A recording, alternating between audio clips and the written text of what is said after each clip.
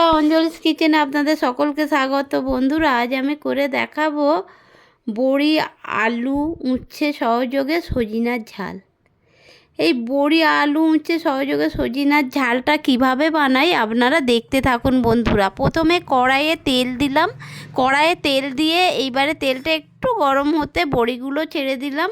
বড়িগুলো ভেজে নেওয়ার জন্য এইভাবে আমি বড়িটা ভেজে নিচ্ছি বন্ধুরা। আমার বড়িটা ভাজাও হয়ে গেছে। এইবারে একটা পাত্রের মধ্যে আমি বড়িটা তুলে রাখছি। বড়িটা তুলে রেখে আবার ওই তেলের মধ্যে দিয়ে দিলাম কেটে ধুয়ে রাখা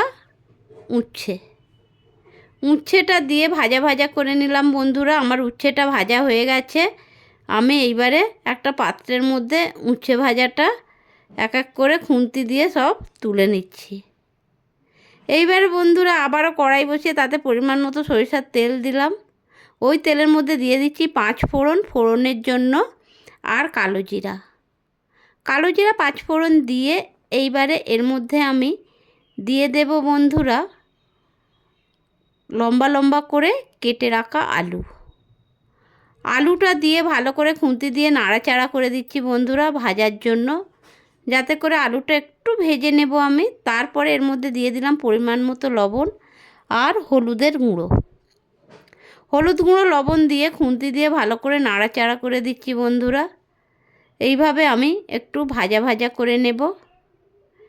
খুন্তি দিয়ে নাড়াচাড়া করে দিয়ে এর মধ্যে দিয়ে দিচ্ছি কোঁচানো টমেটোটা দিয়ে আবারও আমি খুন্তি দিয়ে নাড়াচাড়া করে দিচ্ছি। টমেটো আলুটা যাতে ভালোভাবে ভাজা হয়ে যায়। তারপরে দিয়ে দিলাম আধ বাটা করে রাখা মশলাটা হচ্ছে বন্ধুরা শুকনো লঙ্কা, কাঁচা লঙ্কা, জিরে, আদা সহযোগে আমি আধ বাটা করে নিয়েছি। আধ বাটা করলাম এই কারণে গালে বেশ একটু পোড় লাগবে, তরকারির সাথে দানা দানা খুব ভালো লাগে। এরপরে দিয়ে দিলাম যেটা আসল জিনিস, সজিনা ডাঁটাটা দিয়ে বন্ধুরা ভালো করে আমি সব কিছুর সাথে মিশিয়ে নিচ্ছি, এইটা যাতে করে মশলাটা ভালোভাবে মিশে যায়। এরপরে দিয়ে দিলাম পরিমাণ মতো গরম জল দিয়ে বন্ধুরা ভালো করে নাড়াচাড়া করে নিচ্ছে। দেখুন আমার ঝোলটা ফুটে উঠেছে। এবারে এর মধ্যে দিয়ে দিলাম উচ্ছে ভাজা এক এক করে আমি ফুটন্ত ঝোলে দিলাম, আর দিলাম বড়ি ভাজা, উচ্ছে ভাজা দিয়ে খুন্তি দিয়ে ভালো করে একটু ঝোলের মধ্যে ডুবিয়ে দিচ্ছি বন্ধুরা, যাতে সিদ্ধ হয়ে যায়। এবারে মোটামুটি আমার হয়ে গেছে সজিনা ডাঁটা, বড়ি আর উচ্ছের ঝালটা। তার মধ্যে দিয়ে দিলাম আমি ছোট ছোট করে কেটে রাখা ধনিয়া পাতা কুচি, তারপর নাড়াচাড়া করে দিলাম। এবারে নামানোর পালা বন্ধুরা।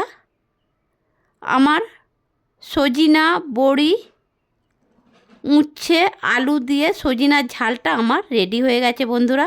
এই সিজনে সজিনা ডাঁটা খাওয়া খুব ভালো বন্ধুরা, আপনারাও এইভাবে বানিয়ে খাবেন, খুব ভালো লাগবে।